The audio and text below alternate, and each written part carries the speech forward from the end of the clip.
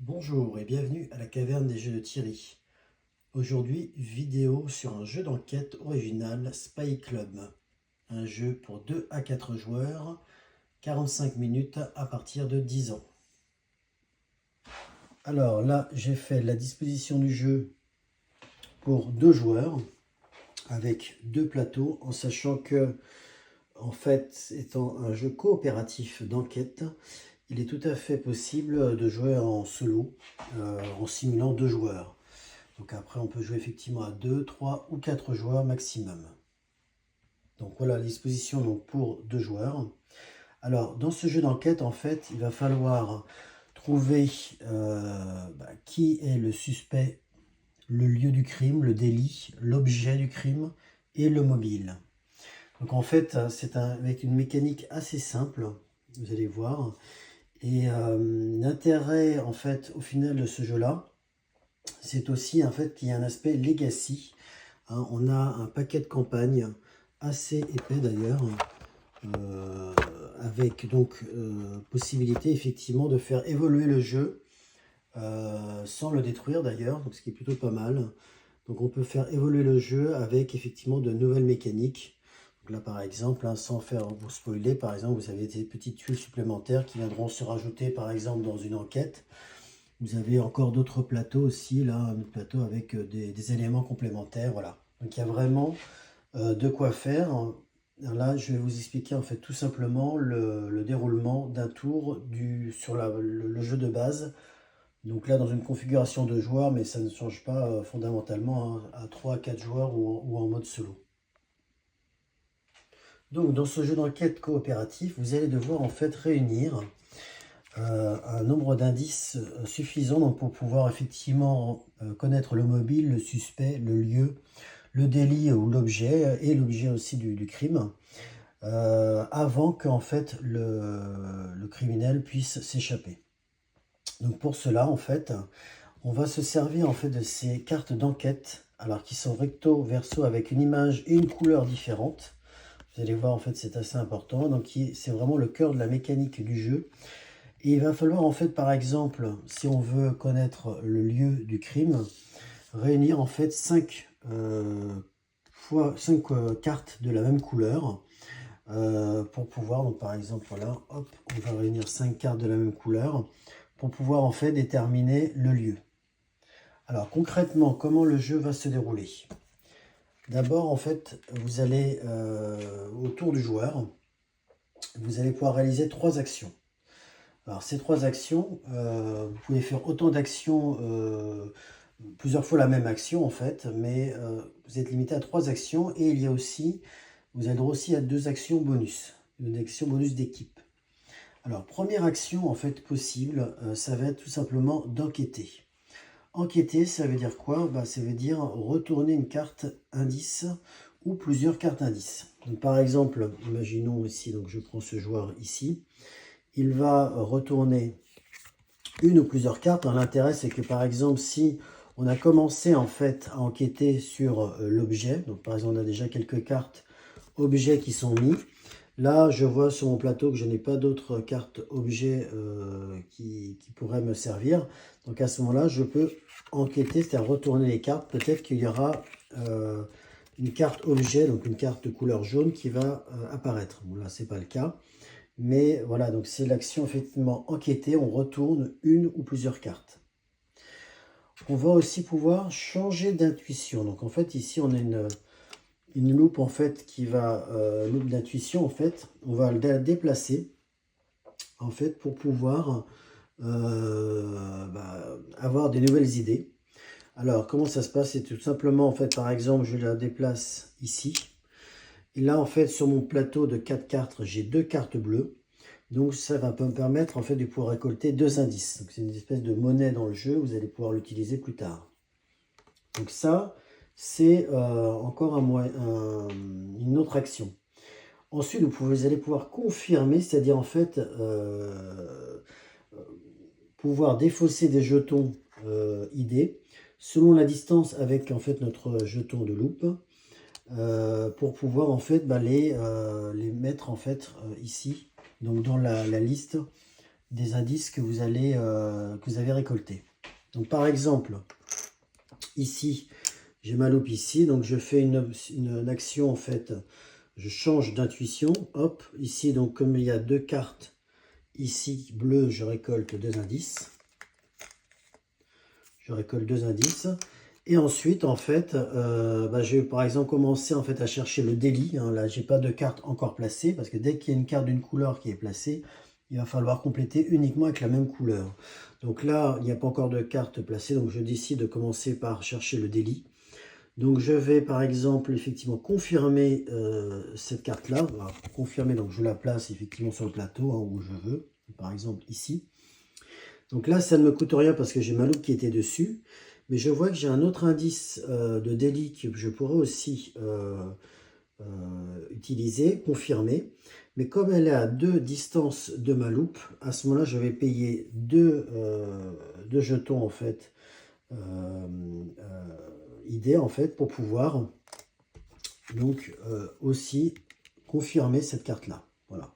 Donc là, j'ai fait mes 3 actions. La première action, effectivement, j'ai déplacé ma loupe. La deuxième, effectivement, j'ai confirmé cette carte-là. Et ensuite, de l'autre action, j'ai encore confirmé une autre carte délit. Voilà. Donc c'est ainsi qu'en fait, j'ai pu faire mes 3 actions. Alors vous avez aussi une réserve de côté. Et cette réserve, en fait, de côté, va vous permettre aussi éventuellement, donc, dernière action possible, d'explorer. Alors, explorer, c'est-à-dire qu'en fait, vous allez payer un nombre d'indices indiqués ici pour pouvoir aller chercher. Donc, imaginons, par exemple, justement, je suis intéressé par le lieu. Je suis en train de compléter les lieux. Donc, à ce moment-là, je vais payer ce qui est indiqué ici. Donc, là, en l'occurrence, donc un indice pour pouvoir récolter la carte. Voilà. Donc, en fait, les jetons qu'on utilise ici, effectivement, permettent de confirmer lorsqu'on est loin de la loupe, mais aussi d'explorer, donc de pouvoir aller chercher, en fait, tout simplement des indices complémentaires en payant donc ces jetons d'indices. Voilà. Ensuite, bien sûr, vous avez les 2 actions bonus qui sont gratuites d'équipe. Ces actions sont comparer vos notes, c'est-à-dire en fait vous pourrez échanger des cartes indices avec votre collègue et aussi en fait demander des conseils, c'est-à-dire prendre des jetons indices à votre collègue si vous en manquez. Voilà. Donc une fois que vous avez fait vos 3 actions lors de votre tour, vous allez pouvoir passer en fait au tour du méchant hein, qui essaye de s'échapper. Et là, ça va être très rapide et très simple. En fait, vous allez tirer une carte. Alors en fait, les cartes auront été préalablement mélangées. Hein, donc c'est des cartes du méchant en fait, hein, qui s'enfuit. Donc vous avez 3 en fait niveaux. Donc le lever du soleil au milieu et puis la nuit en fait. Donc vous allez mélanger ces cartes-là en enlevant d'ailleurs une carte, ce qui fait qu'il y a une carte supplémentaire en fait de chaque type donc, que vous allez pouvoir mettre de côté, ce qui permet d'ajouter un petit peu de rejouabilité.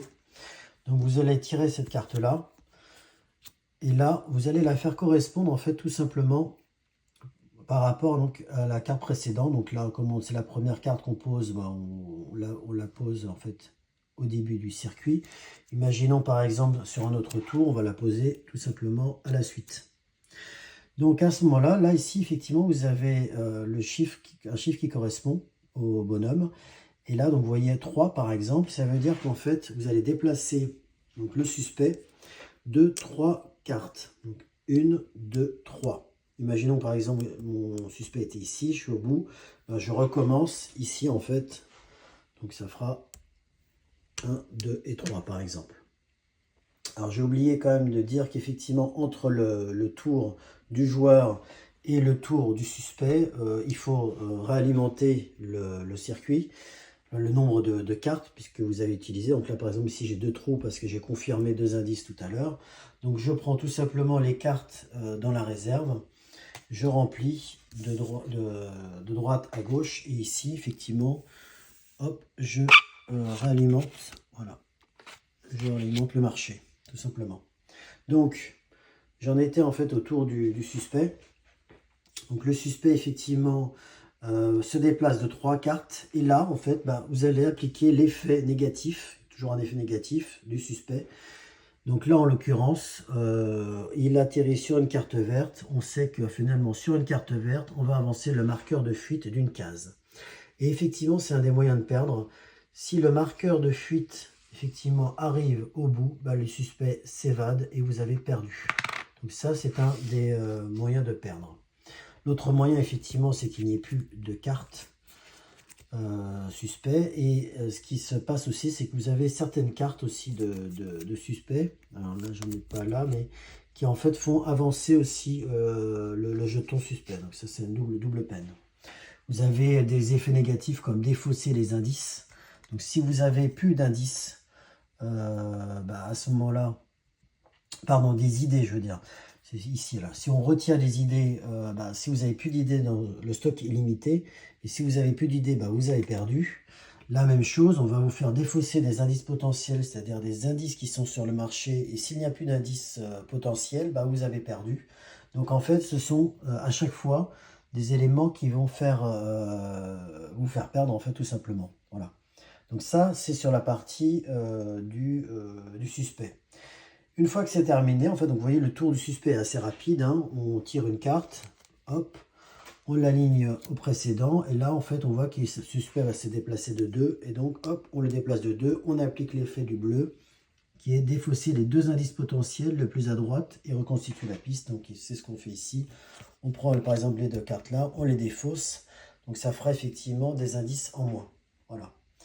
Et après, on reprend le tour du joueur, donc avec ces 3 actions, enquêter, changer d'intuition, confirmer, explorer, et puis bien sûr les actions bonus.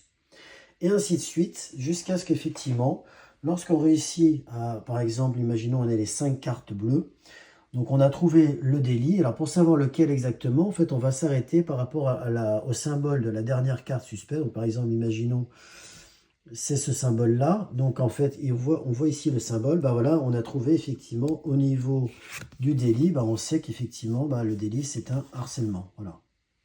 Donc, comme ça, et on va la mettre de côté et on va essayer de résoudre après. On défausse bien sûr tout l'ensemble des cartes bleues. Et après, on va chercher par exemple le lieu ou le suspect, le mobile, l'objet. Voilà. Et ainsi de suite, jusqu'à ce que soit effectivement on ait une des conditions de perte qu'on a évoquées, soit que vous ayez réussi à trouver en fait le mobile, le suspect, le lieu, le délit et l'objet du crime. Voilà. Et donc voilà en fait le tour d'horizon en fait de ce Spy Club. Ce qui va être intéressant effectivement, donc là vous pouvez faire quelques tours comme ça du jeu en fait, quelques parties avec cette version de base, mais ensuite vous pourrez le faire tout simplement évoluer grâce au paquet de campagne. Voilà.